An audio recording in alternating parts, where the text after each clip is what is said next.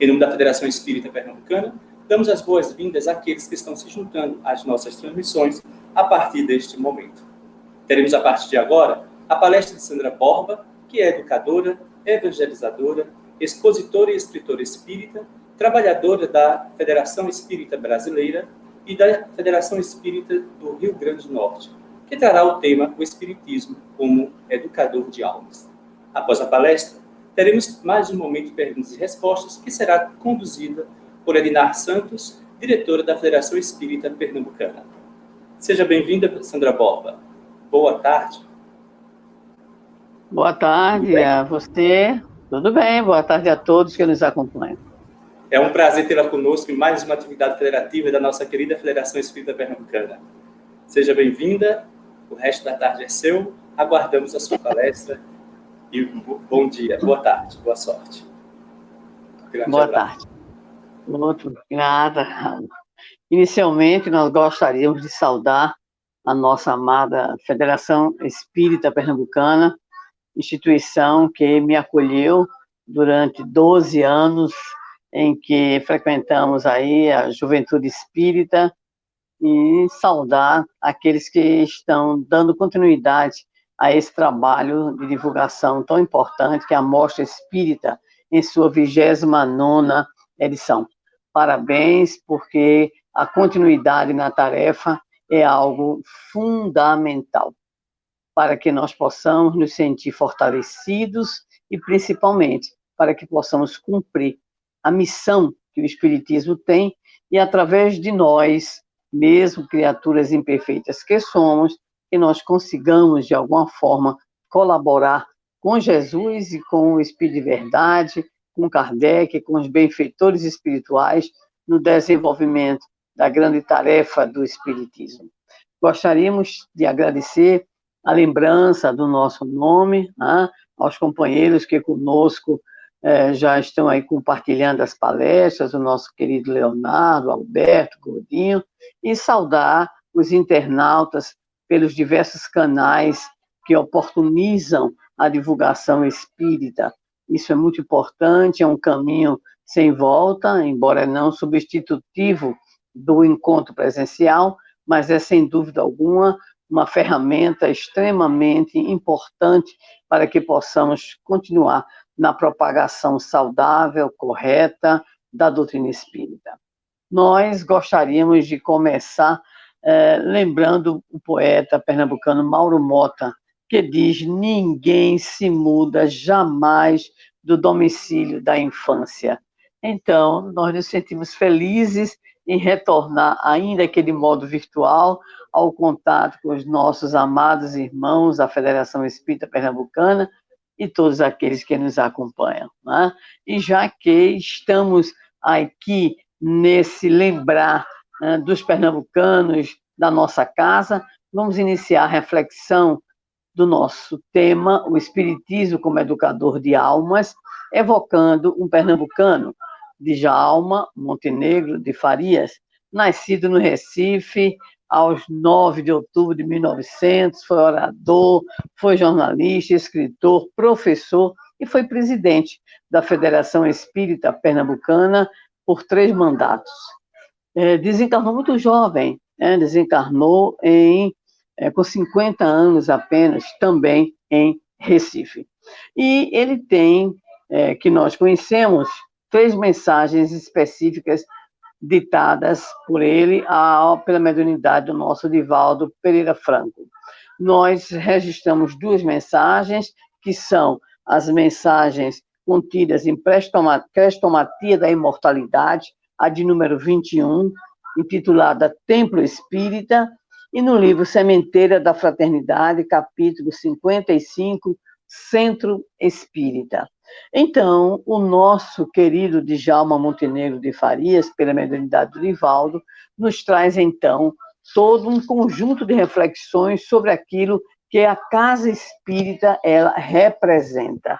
Isso é muito importante para que nós possamos entender o que o nosso tema nos propõe enquanto reflexões. Então, vamos começar pelo que representa o centro espírita, a casa espírita, o templo espírita, conforme o próprio Djalma Montenegro de Farias né, utiliza o termo. Então, ele vai citar, especificamente em Crestomatia da Imortalidade, na síntese final, ele vai chamar o Centro Espírita de Escola de Aprendizagem e Renovação.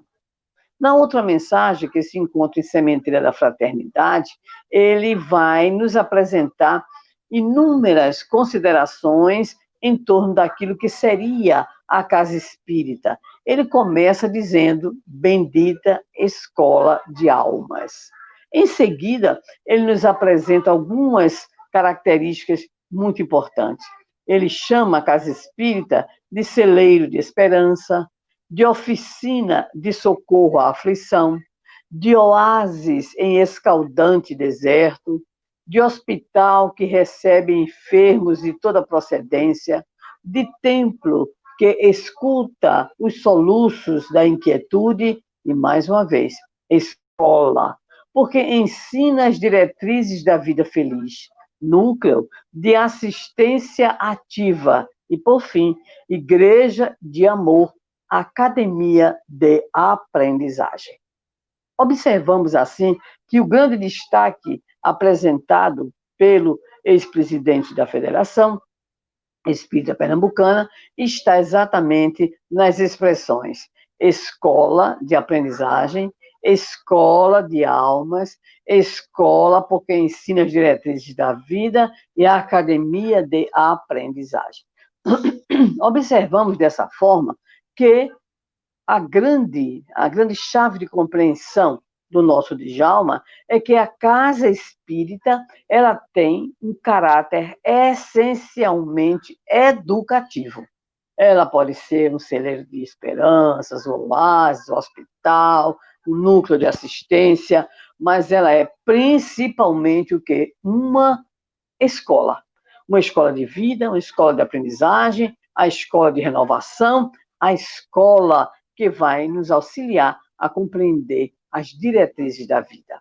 Na mesma direção, o Espírito Emmanuel, pela mediunidade do nosso Chico Xavier, na obra publicada pela Ideal, chamada Educandário de Luz, é uma compilação de diversas mensagens sobre a casa espírita, sobre o trabalho dos espíritas, o grupo de trabalhadores na casa espírita. Nós selecionamos alguns trechos em 3 mensagens ditadas pelo Espírito Emmanuel. A mensagem de número 21, Missão do Templo Espírita, quando Emmanuel assevera: um templo espírita é, na essência, um educandário. Depois, na outra mensagem, agora a mensagem de número 20, ele vai chamar a casa espírita, o nome da mensagem Instrução Espírita, ele chama Escola Benemérita. O templo espírita é um lar de luz aberto à instrução geral, para que o entendimento das leis que regem os fenômenos da evolução e do destino. Observemos bem, escola benemérita aberta à instrução geral. E, na outra mensagem, a de número 39, o Centro Espírita, que encerra, inclusive, essa coletânea, ele vai nos dizer: um centro espírita é uma escola, onde podemos aprender e ensinar, plantar o bem e recolher-lhe as graças, aprimorar-nos e aperfeiçoar os outros na senda eterna. Então, observamos que o Espírito Emmanuel também vai na mesma direção.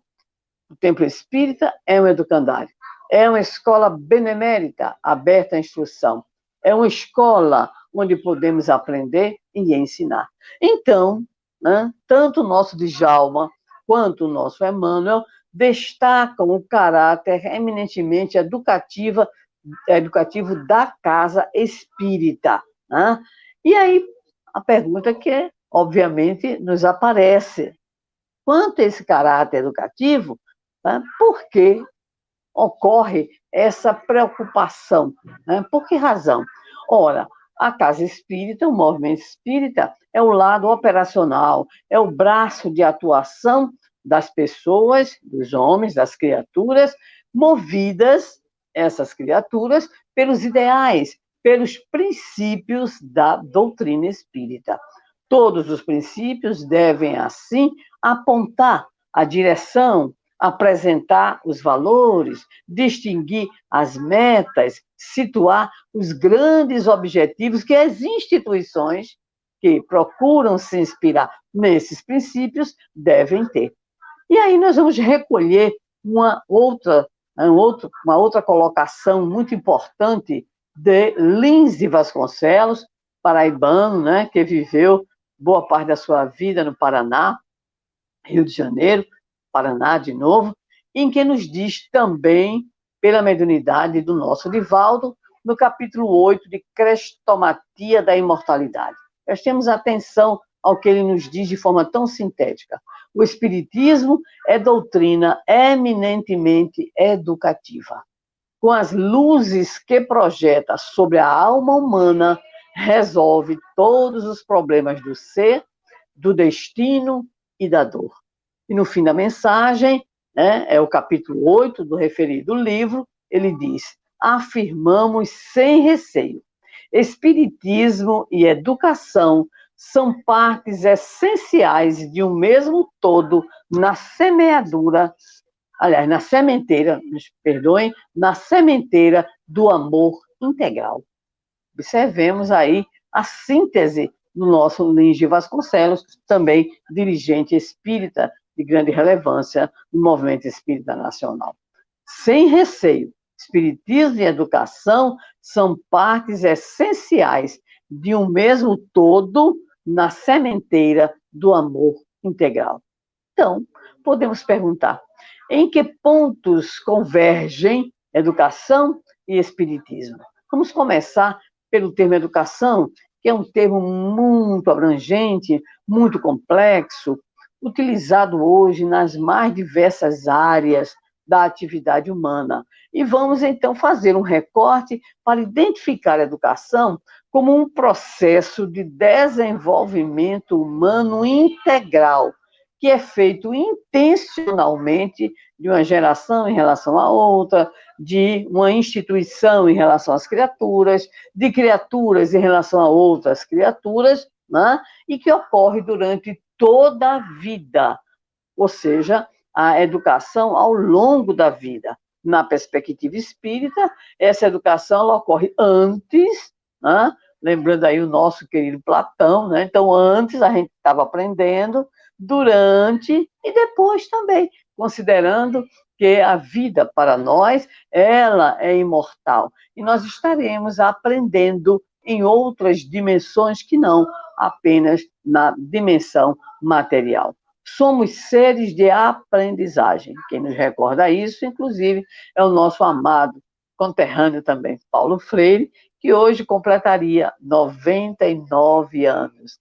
Nossa homenagem a Freire, né, que é um personagem fundamental na nossa história da educação, filho de mãe católica e de pai espírita, para quem não sabe, tá? E ele tinha uma profunda admiração pelo seu pai, Temístocles. Então, quando ele se refere ao pai, ele diz: meu pai espírita, vírgula, boníssimo, é a expressão que ele nos apresenta o seu pai. Então, Paulo Freire vai nos recordar que nós somos seres incompletos, inconclusos, inacabados, com todo um movimento para nos relacionarmos conosco, com a natureza, com os outros. E esse processo que vai se dando através de vários mecanismos experienciais culminarão por nos favorecer com o conhecimento, com a consciência, com a capacidade crítica, com a capacidade de ação, de intervenção social, de transformação do mundo. Então, a educação é esse processo que ocorre sempre, né, em qualquer condição que nós imaginemos. O homem, ele estará em processos desde os mais rudimentares, como a imitação, a memorização, aos mais sofisticados, como hoje ocorre. Mas sempre com esta finalidade. O processo educacional quer influenciar, qualquer que seja a sua matriz, no comportamento de alguém.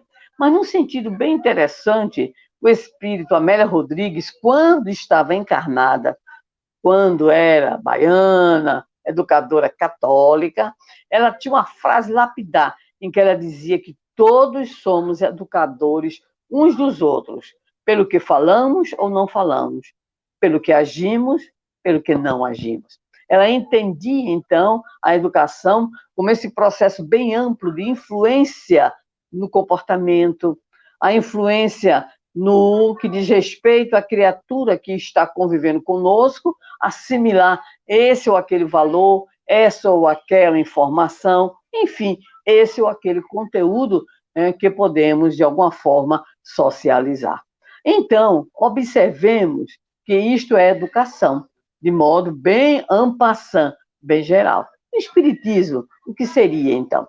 O Espiritismo é a doutrina que tem princípios, que tem uma cosmovisão, que nos apresenta uma leitura de mundo completamente original, nova, embora trazendo elementos, muitos deles, pertencentes às diversas culturas ao longo dos milênios.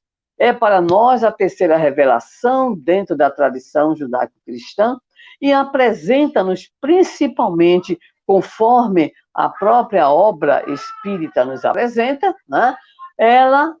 Ele, aliás, o Espiritismo, nos proporciona, então, uma compreensão, uma leitura de mundo acerca de nós, acerca do outro, acerca da existência, enfim, nos proporcionando, a partir dos seus princípios, uma visão imortalista, evolucionista e, principalmente, uma visão de transformação da criatura, de crescimento da criatura, de perfectibilidade, consoante as expressões que Jesus nos apresentou no Sermão do Monte, quando nos disse: sede, pois, vós outros perfeitos, como perfeito é o vosso Pai Celestial. Claro que hoje sabemos que isso significa perfectibilidade, ou seja, nós todos fomos criados simples e ignorantes, mas todos destinados a essa perfectibilidade.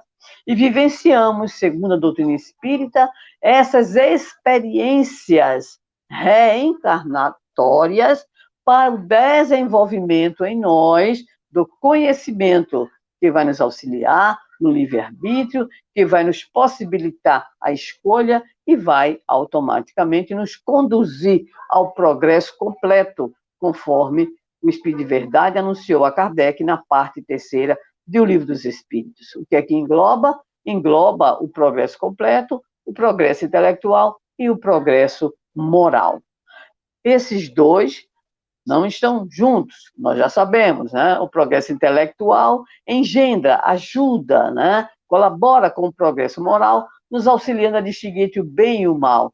Mas o progresso intelectual nos afirma a espiritualidade é muito mais, entre aspas, fácil, em razão, nós já sabemos, de que dificuldades, interesses, problemas, tudo vai incitando em nós, tudo vai estimulando em nós o quê? A busca de soluções, a busca, né, desse progresso e desse conhecimento. Já o progresso moral, ele é um pouquinho mais complicado, porque vai exigir o quê?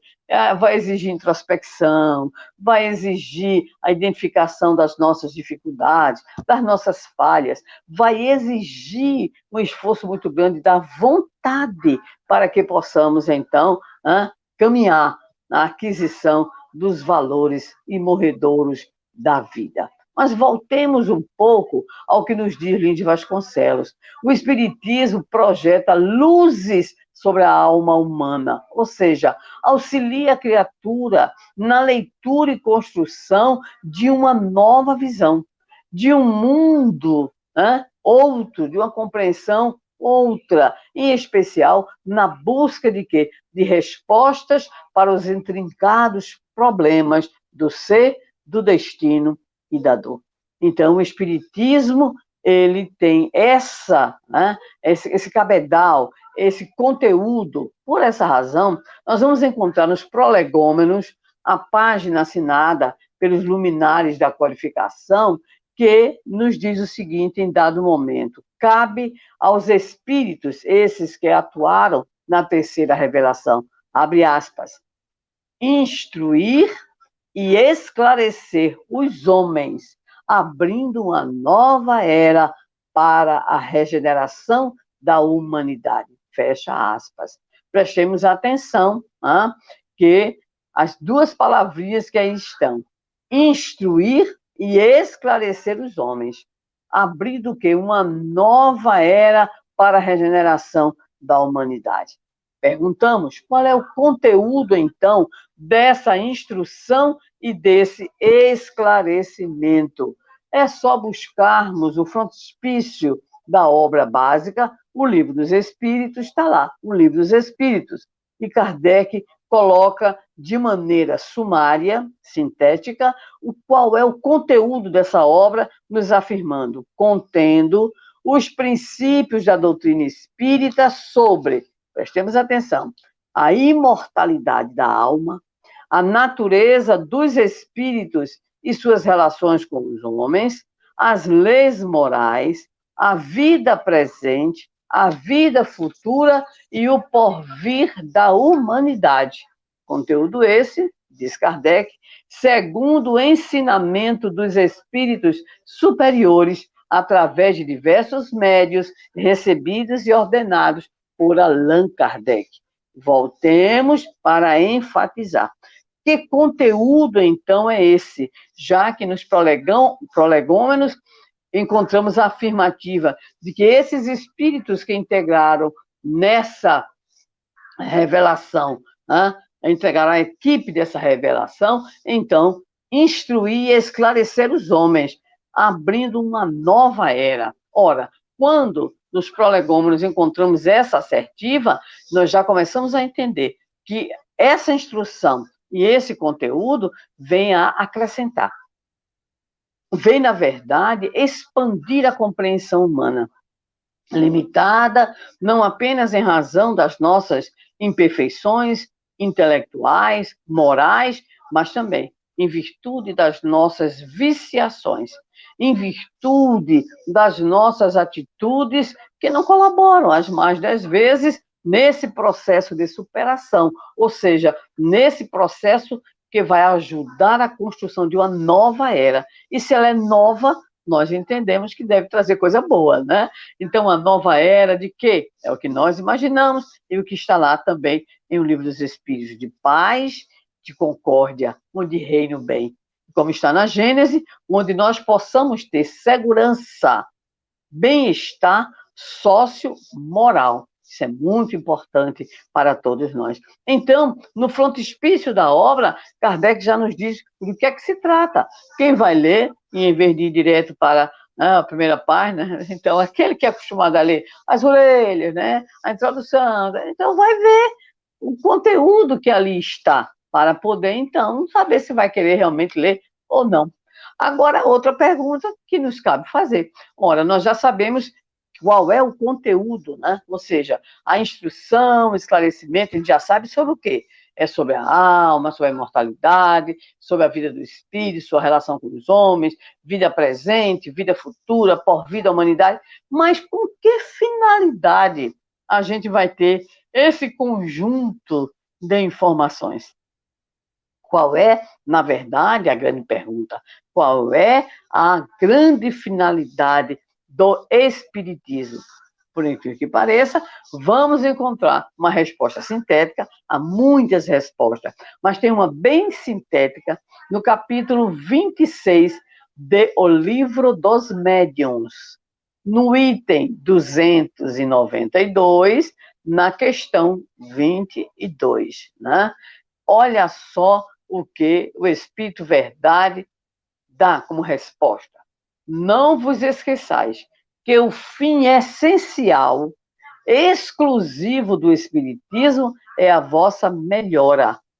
E que, para o alcançardes, é que os Espíritos têm a permissão de vos iniciarem na vida futura, oferecendo-vos dela exemplos de que podeis aproveitar. Olha a sincronia das afirmativas, né? Então, instrução e esclarecimento. Sobre o quê? sobre aqueles conteúdos que ainda há pouco falamos. Mas para quê? A grande finalidade do Espiritismo, aliás, está colocada muito claro, a exclusiva, o objetivo, o fim essencial exclusivo é a nossa melhoria. Pronto. Ou seja, nós temos que ter a certeza de que o Espiritismo não veio apenas para nos apresentar fenômenos, por exemplo, apenas para nos situar em uma nova ordem de ideias. Tudo isso é importante, né? Tanto é que Kardec diria que a força do Espiritismo está na sua filosofia, porque essa compreensão nova ela vai se traduzir, esperamos, em mudanças de comportamento. Né? Mas a pergunta agora é, e como é que vai ocorrer, então, essa melhora ou essa melhoria? E nós vamos voltar à colocação anterior. Ou seja, nós apresentamos, diante das nossas profundas dificuldades, uma espécie de resistência a essa melhora, a esse progresso ao qual estamos destinados. Joana de Ângeles, esse espírito extraordinário, diz que há duas grandes fatalidades para nós, os espíritos. Primeiro, é existir. Né? Nós existimos. O segundo, estamos, entre aspas, condenados à felicidade. O que significa dizer que iremos conquistar essa felicidade buscando a perfectibilidade, ou seja, o progresso intelecto moral, que é o nosso destino, para nos auxiliar a sair daquela condição de simples ignorantes, e principalmente para que nós possamos assumir, conforme o Livro dos Espíritos nos esclarece, o nosso papel na criação. Olha que bonito, né? Então, nós estaremos sempre crescendo, progredindo. Martins Peralva tem uma imagem de evolução, de progresso, que é a terminologia mais kardeciana, muito interessante. Ele desenha no livro Pensamento de Emmanuel, publicado pela FEB, Federação Espírita Brasileira, o seguinte: imagina uma escada, tá? Você não vê os primeiros degraus, nem você vê, né, os degraus finais. Então, você está andando. É assim, nós estamos em progresso, nós estamos progredindo. Mas a experiência reencarnatória, ela é uma experiência impactante para o espírito, ela é necessária, né? É só buscarmos o Livro dos Espíritos, a partir da 113, e com mais destaque, 130 e um pouquinho adiante, e nós vamos encontrar uma série de colocações muito importantes que nos falam acerca da criação nossa, de espíritos imortais que somos, destinados à perfectibilidade, mas necessitados de cenários de aprendizagens, porque nós somos seres de aprendizagem, né? Então, o que é que nós precisamos aprender? Precisamos aprender, em primeiro lugar, a respeito de nós mesmos.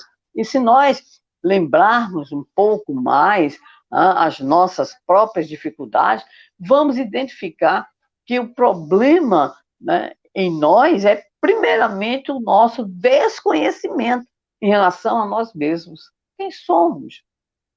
Quem somos nós?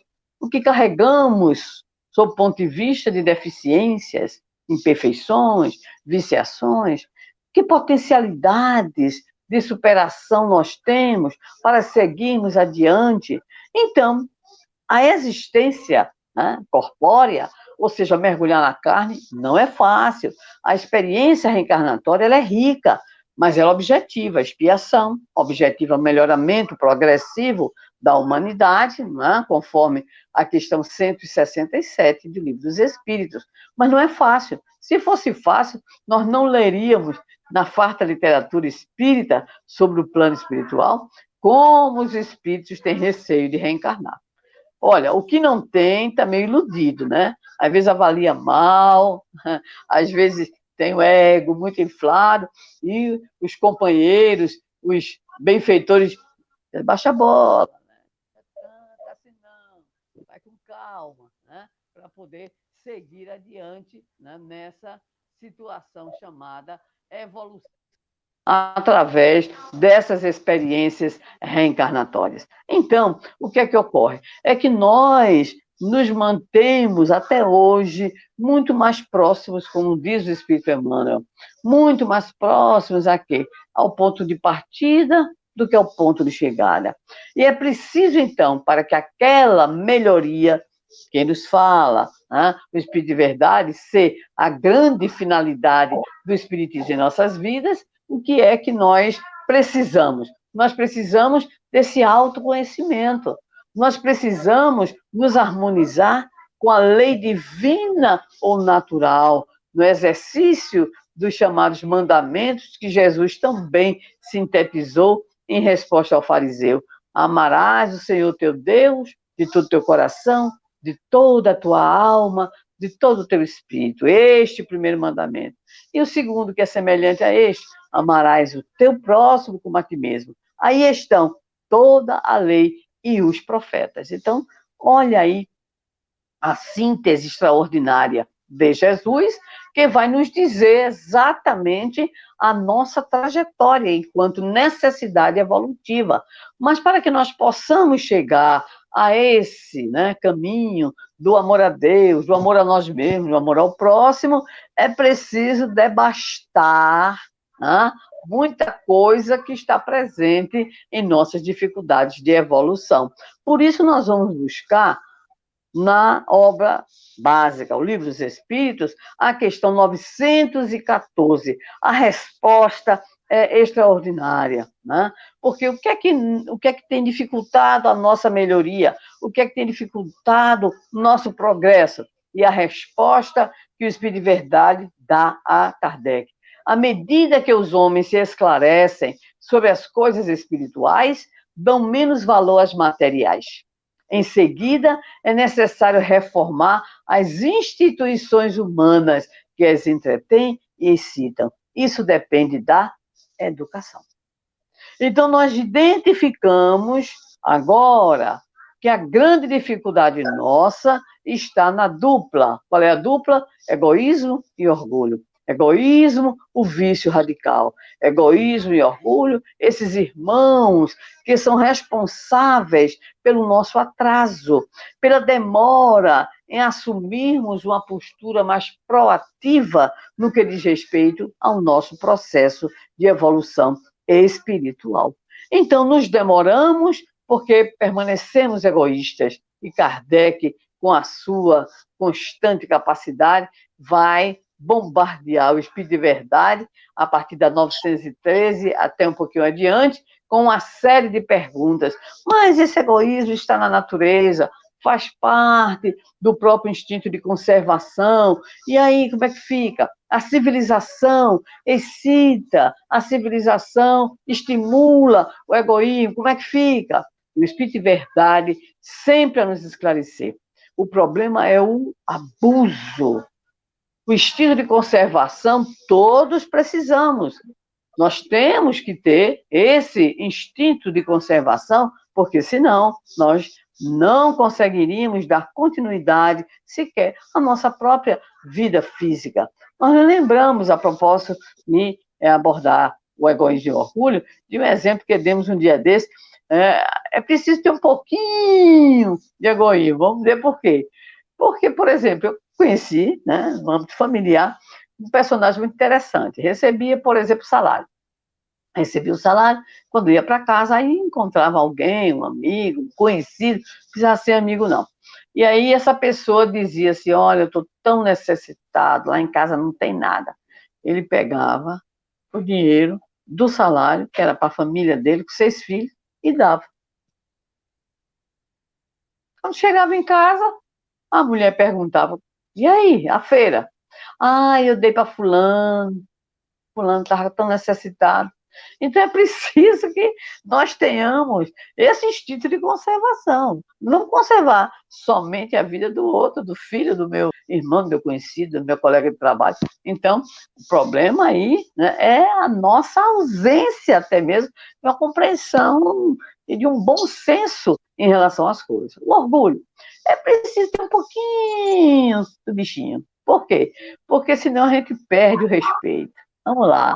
Quantos casos que dizem respeito a quê? Né? As agressões, principalmente no que se refere aos aspectos das relações amorosas, em que um parceiro destrói o outro através da sua fala, né?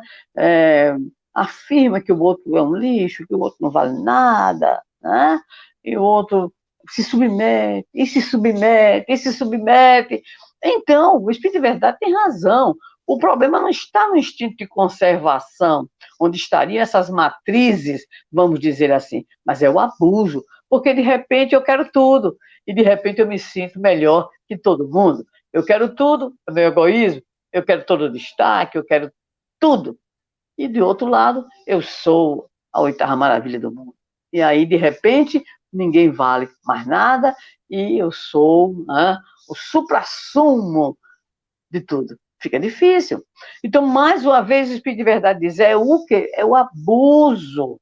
E esse abuso faz com que nós nos mantenhamos escravos do egoísmo e do orgulho.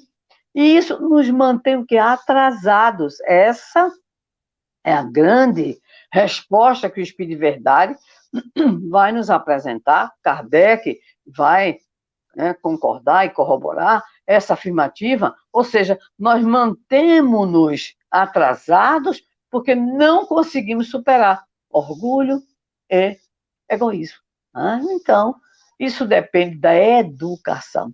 Isso depende da educação, respondeu o Espírito de Verdade. Mas vem a outra pergunta: que educação é essa? Já se vê que não se tratará aqui de educação intelectual, porque essa, já vimos, vai ocorrendo naturalmente dentro do processo evolutivo da humanidade, os interesses, as dificuldades, os problemas. Mas a educação que Kardec se refere aqui é a educação moral. E essa educação moral, prestemos atenção, ele vai comentar de uma forma ainda extraordinária, está no comentário a questão 685A do Livro dos Espíritos.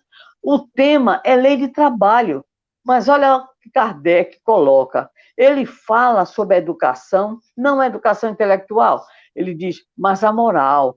E nem ainda a educação moral pelos livros, mas a que consiste na arte de formar caracteres, ou seja, de formar o caráter.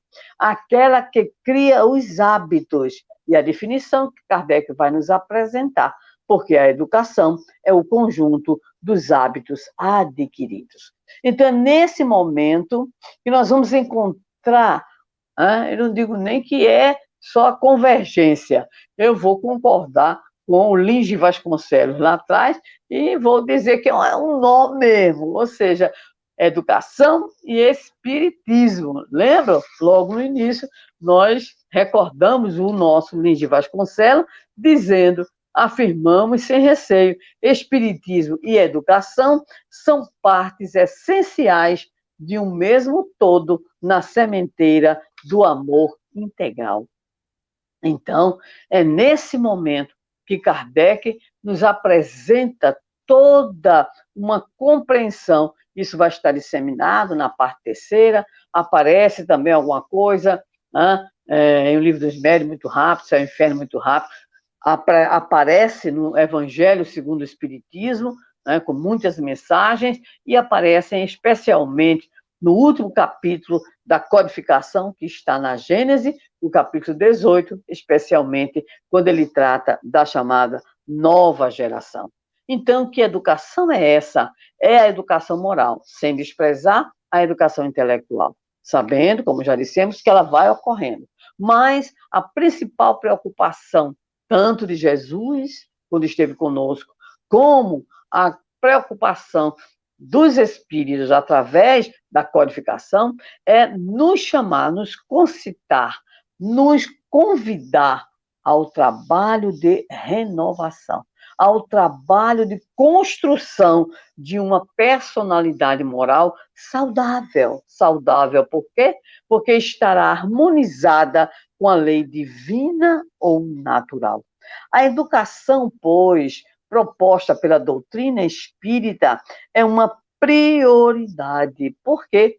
Porque a finalidade do espiritismo é a melhora da criatura humana e a grande finalidade da educação é a nossa evolução, o nosso desenvolvimento humano.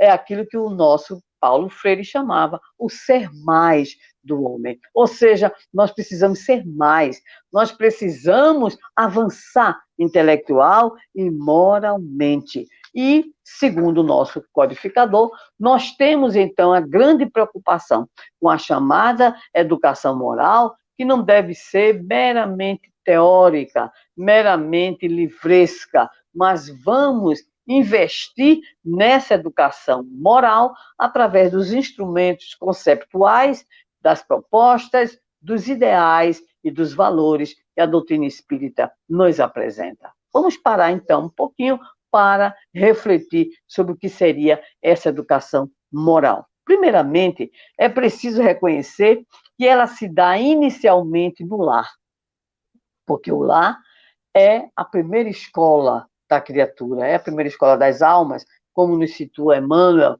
na obra Vida e Sexo. Então, no lar, ali estão os grandes pilares da formação da personalidade. E Deus não nos daria tal responsabilidade sem que não nos desse o meio para realizar esse objetivo. Questão 383 de O Livro dos Espíritos, sempre costumo dizer que é a pergunta favorita dos evangelizadores, né? Qual para o espírito a utilidade de passar pelo estado da infância? E aí, então, o Espírito de Verdade dirá que nesse período o espírito é mais acessível às impressões que recebe, e daí a grande responsabilidade daqueles que estarão, né, no desenvolvimento da sua educação. Ora, a criança recebe desde cedo no lar as impressões necessárias a, primeiro, estabelecer novas experiências, consequentemente, novos caracteres, e a depender da atenção, do cuidado dos próprios pais, aquilo que ela traz como bagagem reencarnatória receberá também um tratamento, vamos dizer assim, né, de poda, ou então de um tratamento de restrição. Por quê? Porque nos diz o Espírito Santo Agostinho, no capítulo 14 do Evangelho segundo o Espiritismo. Compete aos pais, desde cedo, observarem as tendências, aquilo que os filhos apresentam, os seus instintos, se são bons, se são maus, para realizar, então, esse processo educacional. Vejamos aí a grande responsabilidade dos pais na condução, por exemplo, de seus filhos à evangelização infantil. Mesmo em momentos de pandemia, nós estamos aí, os diversos centros espíritas, a federação, realizando online para manter o vínculo, para alimentar esse processo. Porque, nesse sentido, o centro espírita, ele funciona como uma atividade de apoio à ação educativa dos pais. Então, o espírito, desde cedo, vai recebendo as orientações, e se essas orientações, elas forem positivas, ou seja, elas se conduzirem pelos limites, pelas disciplinas, né, pelos desafios, tudo dentro de um processo dialógico, de amorosidade, né, de carinho, de cuidado. Então, isso representará uma oportunidade extraordinária para o espírito naquilo que diz respeito à construção de uma personalidade saudável. Infância saudável, provavelmente adolescência menos traumática, porque Kardec já havia percebido, e ele coloca a pergunta 385, querendo saber qual a mudança, por que ocorre essa mudança, muitas vezes, da criança para o adolescente, em termos de conduta. O Espírito de Verdade situa, o processo reencarnatório já está sacramentado ali, né?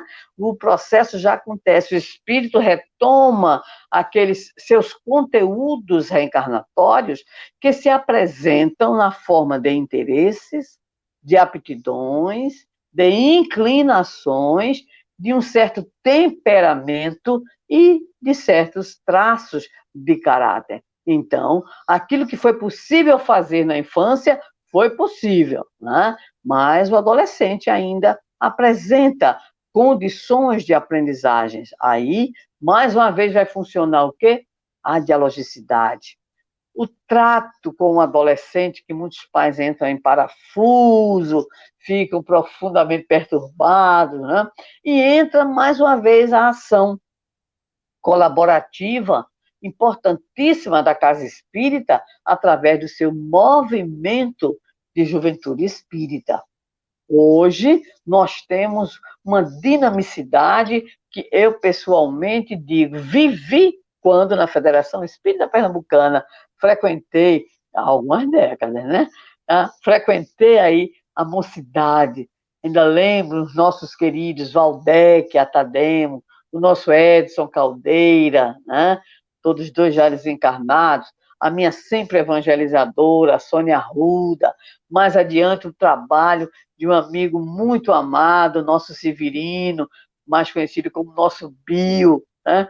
Então, hoje residindo fora de Pernambuco, e toda a atividade que pudemos realizar, não só na Federação Espírita Pernambucana, junto à juventude, mas também junto à juventude, né, do Grupo Espírita Guilom Domênico, lá em Olinda, onde tivemos experiências fantásticas de protagonismo juvenil, né, de dinamicidade do trabalho, para oportunizar ao adolescente, ao jovem, o quê? A construção, que é esse um outro grande objetivo do Espiritismo, que nós possamos construir uma visão da imortalidade, uma visão de reencarnação, uma visão de justiça divina e, principalmente, uma visão acerca do sentido existencial da nossa vida.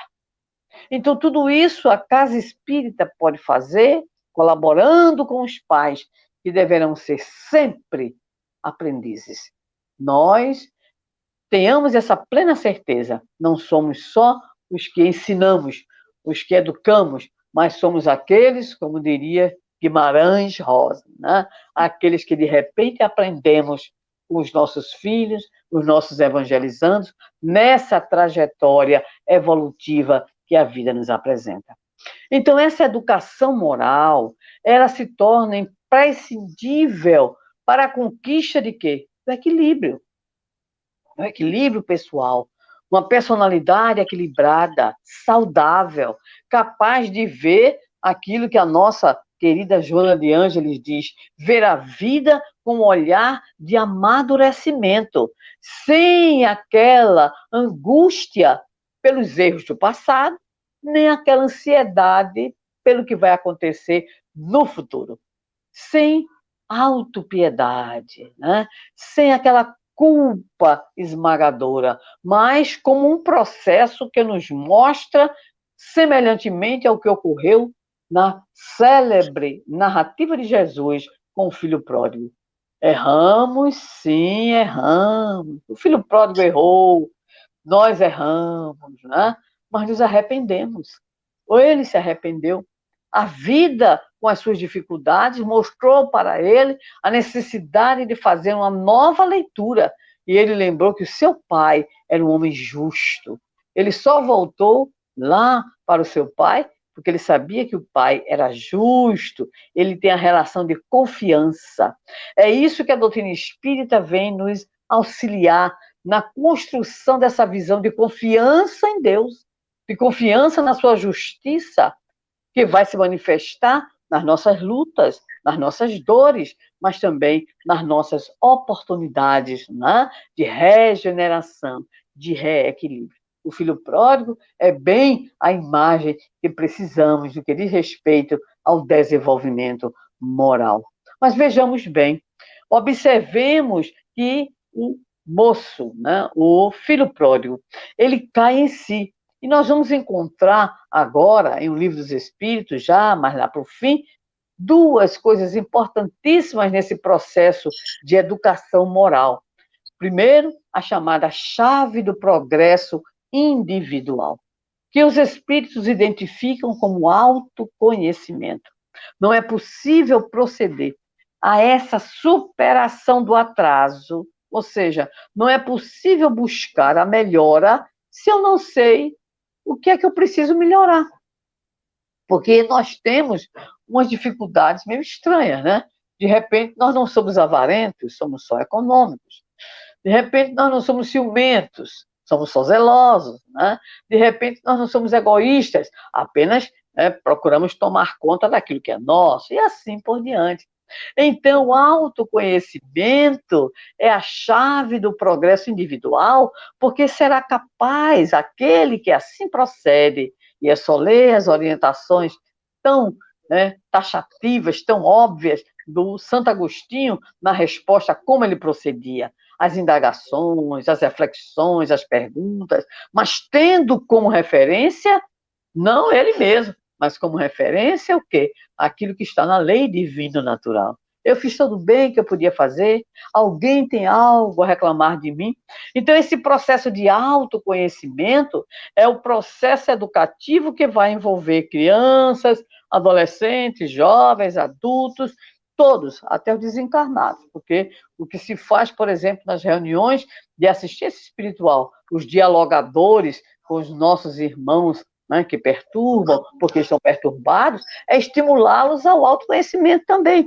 Então, é esse primeiro momento importantíssimo para nós. Mas nós temos o segundo momento, que é exatamente a outra chave. Agora a gente virou São Pedro aqui, a chaveira, né? Então, nós temos a segunda chave, a chave do progresso moral. Nos diz Allan Kardec, nos dizem os espíritos, é a educação. Então, a educação é a chave, né, agora, do progresso moral. Eu sei o que eu preciso melhorar, eu identifico as minhas falhas, minhas imperfeições, viciações, né, meus toques famosos. E aí, o que é que eu faço com isso? O que é que faz com isso? Tem que trabalhar. O que é que faz com isso? Tem que transformar. Por essa razão, nós vamos encontrar esta síntese extraordinária que está no Evangelho segundo o Espiritismo. Reconhece-se o verdadeiro espírita pela sua transformação moral, pelos esforços que emprega no sentido de domar as suas más inclinações. Então, aí nós temos o objetivo, que é a transformação moral. Nós temos o caminho, que é o esforço, e nós temos o conteúdo para o qual deve se dirigir o nosso esforço, que é o conjunto das nossas imperfeições, o conjunto das nossas viciações. Então, a doutrina espírita, meus queridos amigos e irmãos, é de fato, conforme Lins de Vasconcelos nos afirma, igualmente nos afirma Benedita Fernandes, a doutrina espírita é doutrina eminentemente educativa. Ocorre com a doutrina espírita aquilo que nós também podemos agora sintetizar. A nova criatura que nós nos propomos a ser, ou deveríamos, né, nos propor a ser, no contato com essa nova visão de mundo. Emmanuel, no livro Vinha de Luz, tem uma mensagem extraordinária, que seria em torno de nosso patrimônio. Ou seja, ele elenca pelo menos umas 20, 22 informações que nós espíritas temos sobre a morte, sobre a vida, sobre as doenças, sobre as inimizades, e ele vai dizer assim para nós: os espíritas têm um conhecimento, vamos dizer assim, acima da média comum. Isso nos traz aquilo que o Lins de Vasconcelos vai nos dizer. Nós temos uma dívida muito grande com o Espiritismo. E a dívida é que nós não apenas ingressemos no movimento espírita, que nós não apenas não sejamos leitores da doutrina espírita e da literatura espírita, mas que nós sejamos aqueles que nos sintamos, então, convidados ao esforço de transformação para que a finalidade do Espiritismo seja atingida, que é a melhoria de cada um de nós. Então, quando a proposição da Mostra Espírita é de refletirmos sobre o Espiritismo como educador de almas, nós só teríamos para concluir dizer que, de fato, o Espiritismo representa um tesouro em nossas vidas. E esse tesouro, conforme as palavras tão belas que Jesus nos apresentou, pode estar ali escondida, ali escondido, ali enterrado, mas nos compete o nosso esforço traçarmos as grandes metas no que diz respeito ao nosso processo de autoeducação. Estamos no Espiritismo não apenas para conhecê-lo, não apenas para nos emocionarmos, mas estamos no Espiritismo para nos apropriarmos de seu conteúdo libertador. Por isso, amai-vos e instruí-vos. Por isso, trabalho, solidariedade, tolerância. Por isso, novas criaturas somos convidados a ser, para que, de fato, a mensagem da cruz não seja vã. E para que esse trabalho hercúleo do nosso codificador, que nos deu, então, toda essa obra extraordinária, isso se converta para nós em alimento, em vida, em processo de educação. Nós, nesse momento, entendemos a gravidade da situação que atualmente vivenciamos, com a pandemia, com o isolamento social, com a outra pandemia que está por aí, que é a pandemia moral, né? Mas nós entendemos que estamos, nesse momento, aqui reencarnados, porque temos um compromisso. E que esse compromisso seja para nós, cada vez mais, buscarmos essa apropriação desse conteúdo que os Espíritos disseram nos trazer para nós, instrução, esclarecimento, mas para que isso se converta em vida que poderemos, então, utilizar para refletir, para compreender o momento, para identificar as necessidades desse mesmo momento no que diz respeito às nossas reações, ações e atitudes perante a vida e perante o momento histórico que estamos vivenciando. Agradecendo à Federação Espírita Pernambucana, nós desejamos que possamos prosseguir para a frente e para o alto, procurando não criar obstáculos ao desenvolvimento do Espiritismo, mas, pelo contrário, procurando ser, né, criaturas atuantes, levando o melhor de nós para que, de fato, nós sejamos reconhecidos um dia como verdadeiros espíritas e verdadeiros cristãos. Que Jesus nos abençoe. Oi, Sandra, estamos juntas agora, querida, para o momento de perguntas e respostas, tá? Temos algumas perguntas para você e temos até às 18 horas para darmos conta dessas respostas, ok? Então, vamos à primeira. Alguém perguntou para você quais são os desafios que o Espiritismo enfrenta hoje como educador de sentimentos. Toda proposta espírita redunda num trabalho que diz respeito ao nosso campo moral e emocional. Então, o maior desafio talvez seja encontrar os caminhos da coerência entre, né, aquilo que se diz e aquilo que se faz. A coerência entre aquilo que se prega e aquilo que se vivencia. A coerência entre uma proposta de protagonismo, por exemplo, infanto-juvenil, e a possibilidade de que isso tenha condições de ser vivenciado no interior da casa espírita. E não apenas na casa espírita, mas também no que diz respeito ao lar espírita.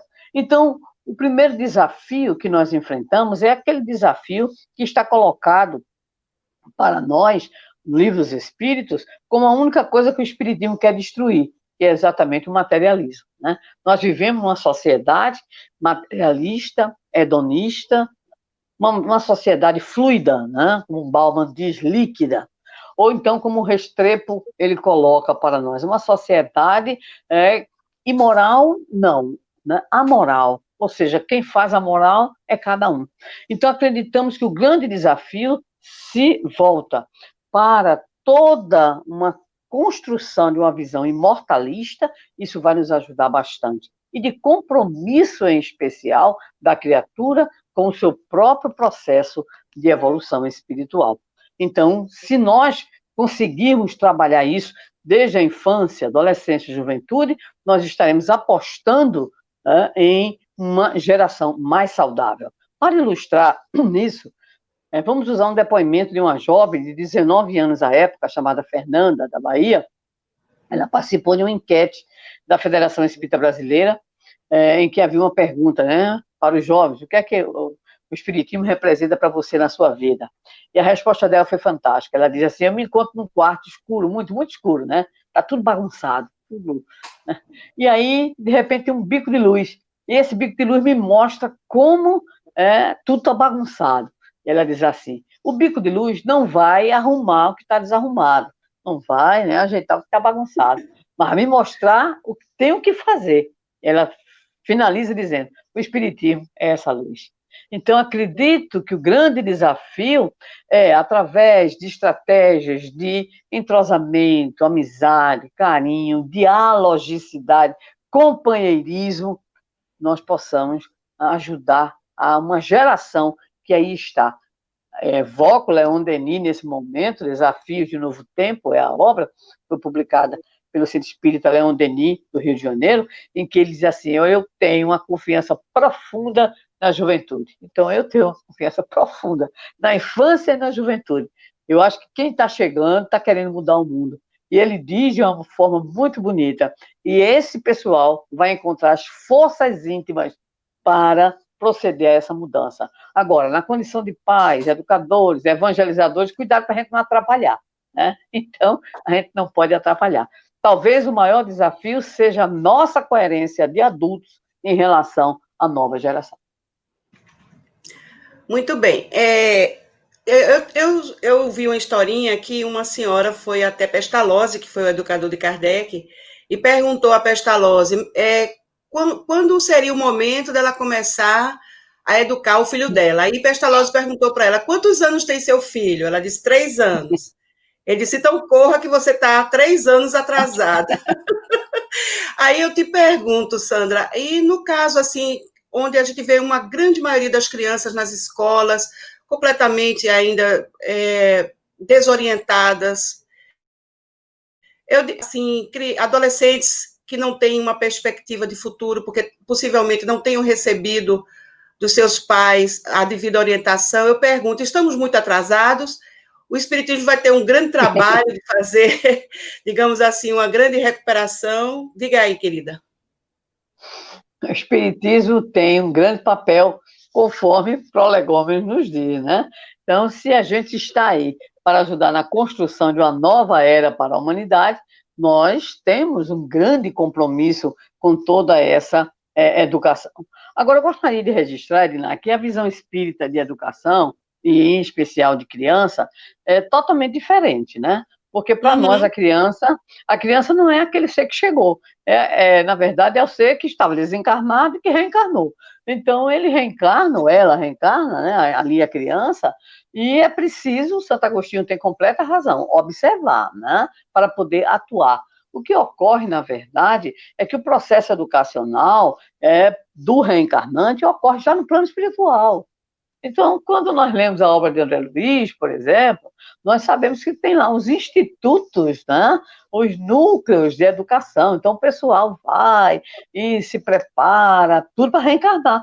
Então, eu diria que, na verdade, o pessoal já faz cursos lá no plano espiritual para reencarnar. Então, o processo aqui deve ocorrer logo, imediatamente. A casa espírita precisa acolher, né, a família, né?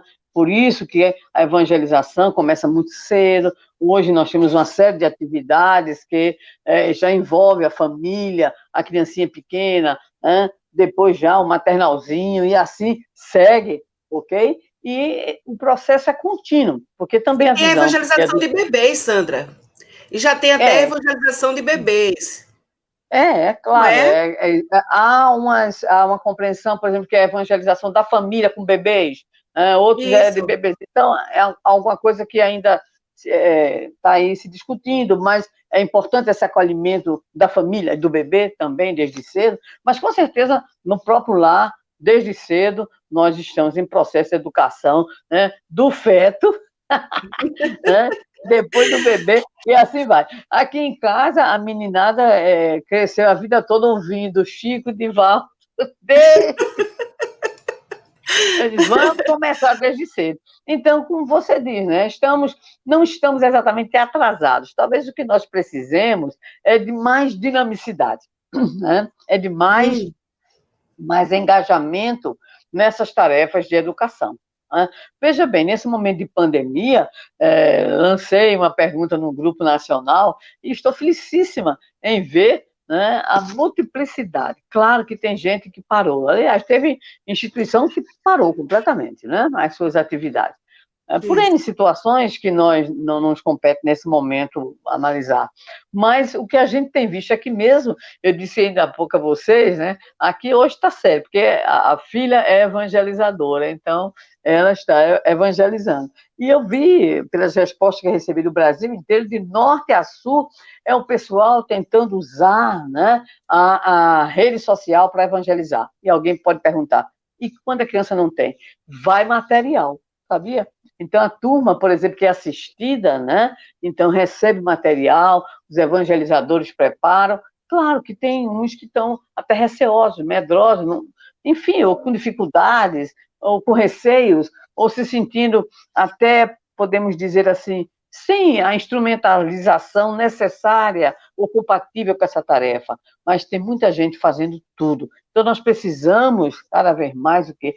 Buscar a qualidade do trabalho da evangelização e a parceria com a família. Não é em vão que a área, em termos de Conselho Federativo Nacional mais recente, é exatamente a área da família. Né? Então, a parceria, né, da evangelização, da área da evangelização infanto-juvenil com a família, isso vai, vamos dizer assim, deslanchar mesmo, né? Cada vez mais nós vamos conseguir realizar o melhor trabalho possível para levar adiante isso. E não esquecer que a grande proposta também do Espiritismo não é só em relação à criança e ao adolescente e ao jovem, mas a nós. Então, no momento em que nós estamos vivenciando esse processo de autoeducação em busca de quê? De plenitude, em busca de transformação, nós estamos concorrendo também, no sentido positivo, para, né, a educação de todos, que é o grande objetivo. Ô, Sandra, a gente tem visto muitos pais, às vezes, sem saber o que fazer diante de situações muito graves, como, por exemplo, quando seus filhos enveredam pelo caminho das drogas. A gente vê muita gente sofrendo, às vezes até espíritas mesmo, que sem saber o que fazer diante dessa situação. Eu te perguntaria, querida, os pais que são muito rígidos, você que é educadora, que lida com isso, os pais que são muito rígidos, será que isso não é uma intuição de que aquele pai que é muito investigador, aquele pai que é muito pegajoso, que o filho que fica ali naquele controle, será que esse pai, essa mãe, são aquelas pessoas que sabem intuitivamente o compromisso que elas têm com a educação dos seus filhos, com o seu encaminhamento para o bem, e assim elas agem dessa maneira? Na verdade, não são pais que estão agindo erradamente, ou eles estão apenas se prevenindo de algum problema lá na frente? O que é que você acha disso? É muito difícil a gente responder essa questão, porque cada situação é diferente. Uma vez perguntaram a Isami Tiba, né, que é terapeuta, brasileiro, conhecido escritor, por que não existe um manual para educar as crianças, né? E ele respondeu, não existe porque cada criança tem um manual próprio. Então, é muito difícil responder na generalidade. Por quê? Porque é muito complicado, cada um é de um jeito.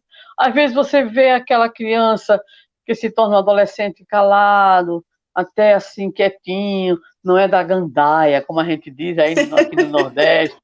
Aí, daqui a pouco, se torna um jovem problemático, um adulto doente, né? Desenvolve problemas de saúde mental. Quer dizer, é muito difícil porque cada caso é um caso. Agora, na generalidade, nós temos dois grandes modelos, vamos dizer assim. Nós temos um modelo que é um modelo repressivo e, do outro lado, um modelo permissivo. O modelo repressivo é aquele que nós vivenciamos, inclusive, né?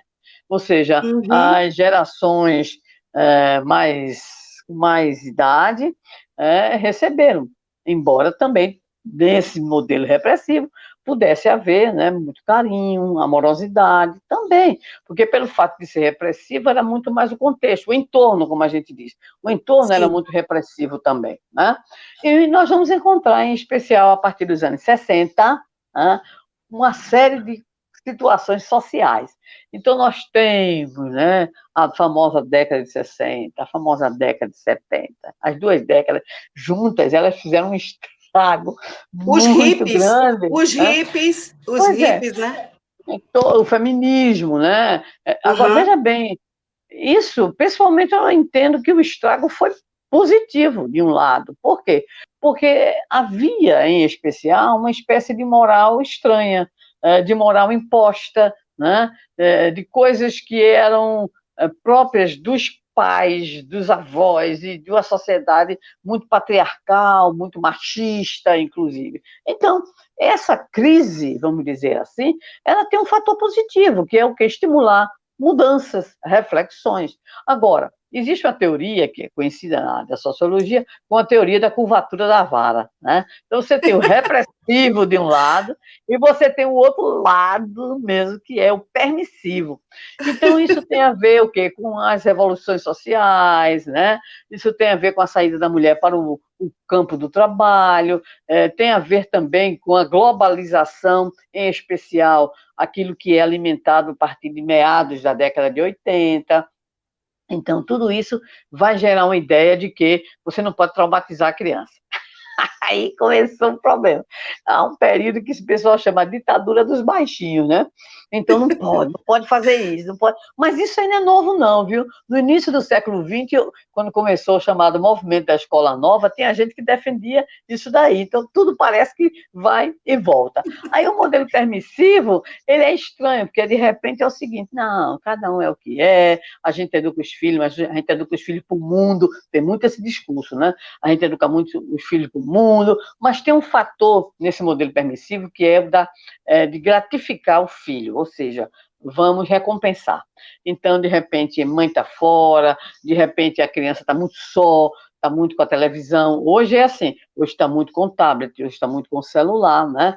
Então, vamos dar coisas às crianças, vamos dar coisas aos jovens, vamos dar coisas aos adolescentes, né? Então, o nosso Divaldo usa a expressão que eu acho muito bonita. Ao invés de dar, né, procure se doar, é diferente. Então, o que falta, em verdade, é muito do contato familiar, é muito dessa relação. Ora, aconteceu também uma coisa estranhíssima, que é o fato de que, na minha época, na sua época, a gente estudava um turno, não é verdade? Hoje, eu não era nascida, não, nessa época, não, Sandra. Tá certo, jovem. Estou com medo de ser pé-sarampo. Então, o que é que acontece, né? De repente, você tem o quê? Você tem a criança estuda de manhã, estuda à tarde. Olha, e com essas aulas virtuais, meu Deus. E tem outras matérias, Sandra. Tem inglês, tem isso, tem judô, tem karatê, tem não sei o quê, natação. E alguns pais, em algumas famílias, tem algo estranho, que é o seguinte: que quando chega no final de semana, manda para casa da avó. Eita! Aí, pronto. Aí você tem hoje também uma ausência da participação efetiva de muitos pais, não são todos, claro, né? Estamos falando aqui em possibilidades. Então, você tem a permissividade de um lado, você tem, né, a repressão do outro lado. Mas a gente tem um caminho do meio. Esse caminho do meio, já falei, meu amigo lindo, querido, maravilhoso, Paulo Freire, que estudei bastante, né? Ele propunha exatamente a dialogicidade. O que é a dialogicidade? É você ser capaz de você conversar com o filho, você assumir o seu próprio erro, mas também você usar a autoridade. Então, essas questões são muito graves, porque envolve, pelo menos, no que diz respeito à educação de filhos, 3 coisas que são fundamentais sob o ponto de vista de educação moral, que seria a disciplina, presta atenção, o limite e o desafio. Então, uma geração que não tem disciplina, que não tem limite e que não tem desafio, é uma geração, no mínimo, cínica, egoísta, né? Talvez até o quê? Amoral. Né? Então, o que ocorre é que a gente ainda está tateando no modelo, não existe uma receita, não existe. Há um detalhe importante que você colocou aí em relação à escola, né? A minha neta estuda em escola religiosa, né? E é muito interessante o trabalho que é feito, não apenas do que diz respeito à parte de religião, que avançou muito. Ah, meu Deus do céu, hoje eles chamam, inclusive, diálogo interreligioso. É chique. É chique e cresceu muito. Eu vi uma época dessa em plena escola católica, uma apresentação, né, de um grupo de umbanda dentro da escola. Eu disse, gente, mas que evolução! Quando a gente enfrentava problemas apenas porque num preenchimento de uma ficha a gente dizia que não era católico, há muitos anos atrás isso já era um fator até de discriminação e assim por diante, não é verdade? Então, o que é que nós estamos vivenciando também em algumas escolas? Nós temos alguns programas que trabalham valores. É muito bom também. Sabia? Então, nós temos isso também. Tem as escolas religiosas que trabalham hoje na perspectiva do diálogo interreligioso e também escolas que trabalham com valores, como, por exemplo, respeito às diferenças, né? Valorização da pessoa com deficiência, muitas coisas. E eu, alguns anos atrás, eu vi no outdoor, acho que foi lá no sul do país, mas eu sei que tem no sudeste também, a escola dizendo que o diferencial dela era a educação dos sentimentos. Então, né, nós também temos isso. Agora, podemos ter tudo isso, mas se a família for desequilibrada, aí a coisa pega. Então, o grande problema de tudo isso é exatamente a família. Agora, você fez uma pergunta assim, esses pais que pegam muito, né? Não sei, como eu disse, não sei, não tem receita. Às vezes pega a chance e o menino, assim que tem a chance, ele se rebela. E aí, como é que fica? Né? Agora, a gente, não está só eu, que você não é do meu tempo, né? A gente é do tempo em que quando a gente arranjava um amigo, o pai da gente, a mãe da gente queria saber quem era, de onde era, o que fazia. Sim. Eu falo sempre, quando abordo a temática de família, em seminários, que há um tempo atrás, algumas décadas atrás, havia uma espécie de rede de proteção. O que é isso? Você fazia uma coisa errada, né? Então, de repente, você ia procurar apoio na sua tia, e a sua tia dizia, não, você está errado.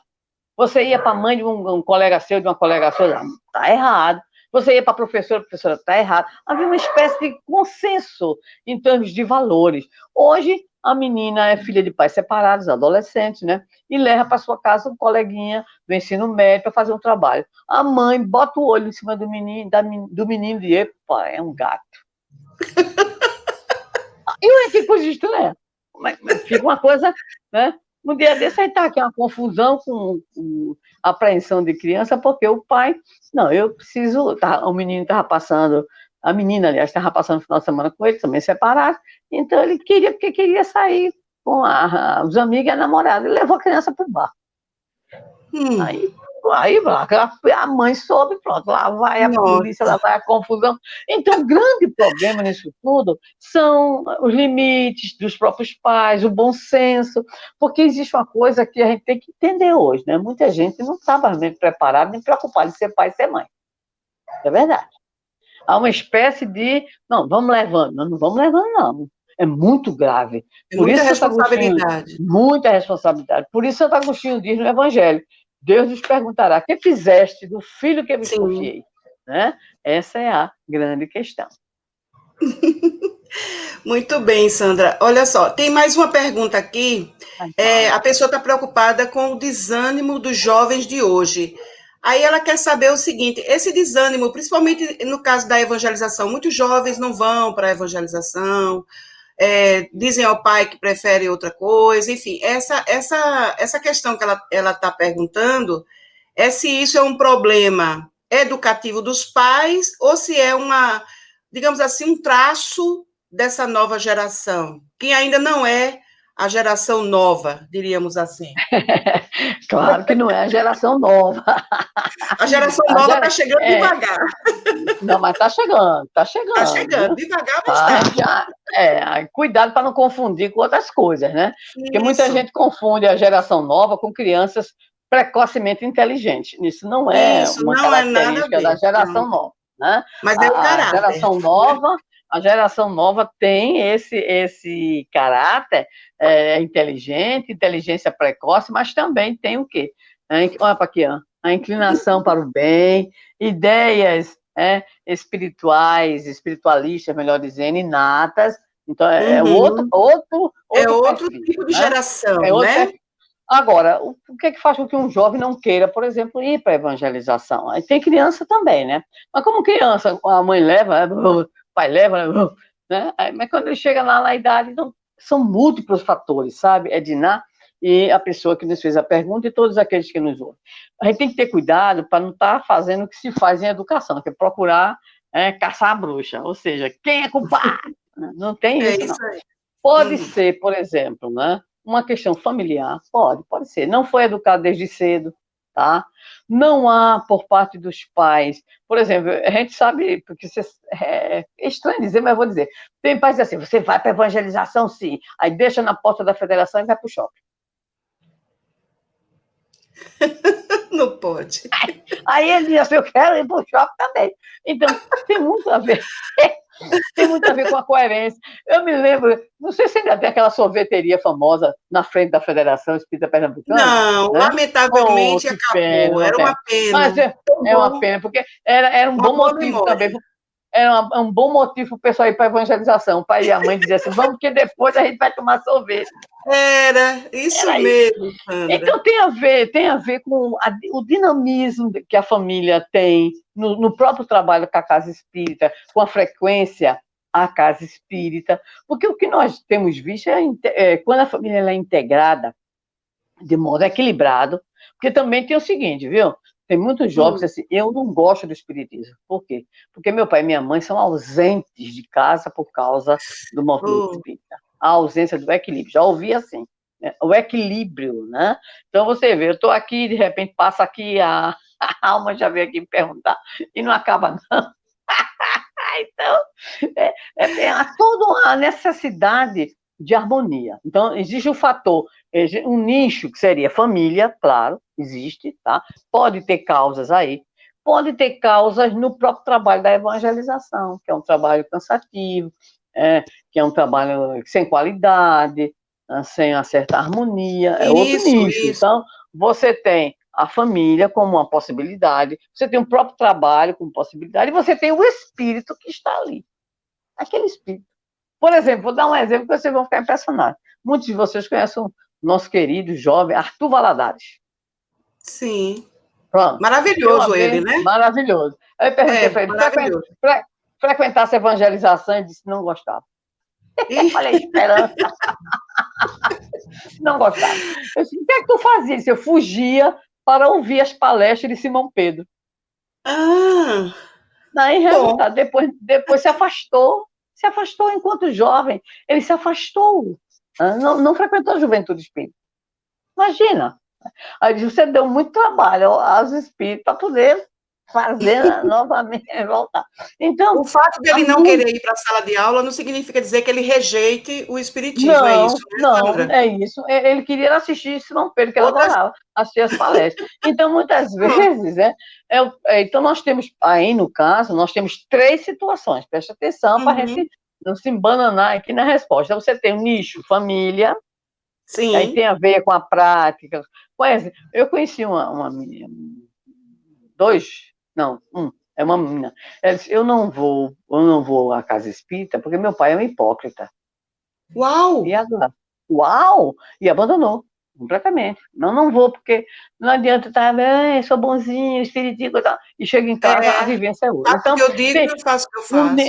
O nicho familiar tem muitas problemáticas. O nicho casa espírita, no caso, juventude espírita, é outra situação. Então, hoje em dia, a partir de principalmente todo o trabalho que tem sido feito de formação, a Aninha, as nossas Anas, né? Não sei quantas Anas aí na Federação Espírita Pernambucana, né?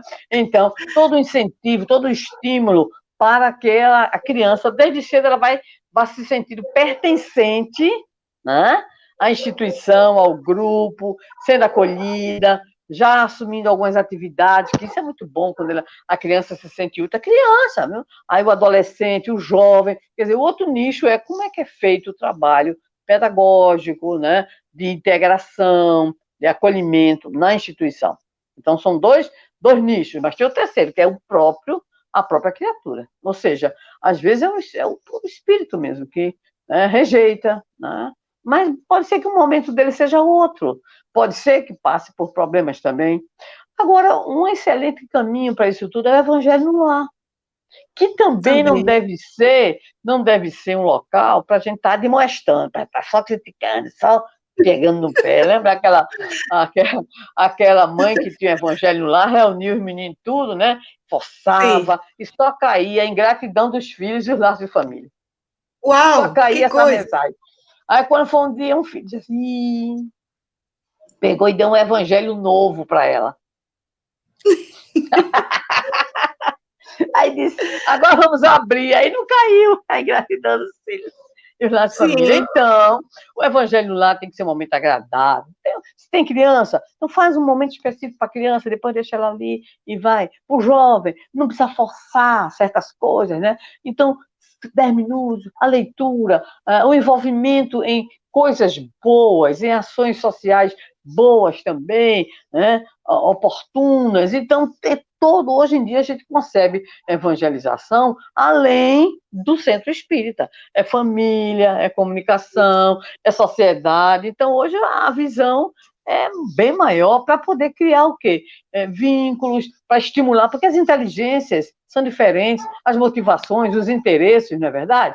Então, a gente procura criar o máximo possível, né? Agora, não fique triste, não. É uma boa leitura, sempre estimular uma boa leitura, uma live de vez em quando, uma palestra. Olha, você sabe hoje que tem no Brasil jovens que estão responsáveis pelo Evangelho no Lar do Estado, através das redes sociais. É uma coisa impressionante.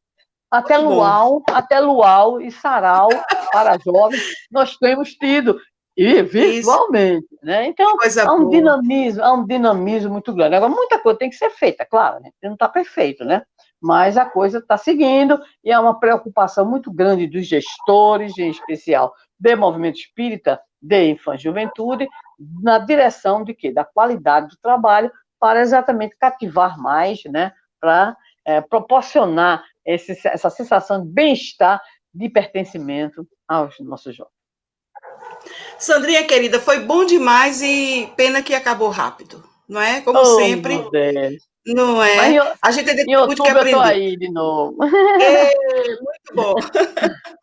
Então, a gente vai encerrar esse momento, a mostra de hoje, ela se encerra agora com o seu módulo. Só temos a agradecer a você pela sua disponibilidade, pelo carinho que você tem pela nossa casa. A minha casa, né? É a minha casa também, que então, é isso, né? Pelos laços que você mantém firmes e estreitos conosco, isso nos dá muita satisfação e alegria no coração. Então, muito obrigada, Sandra. Um beijo para você, sua família, todo mundo.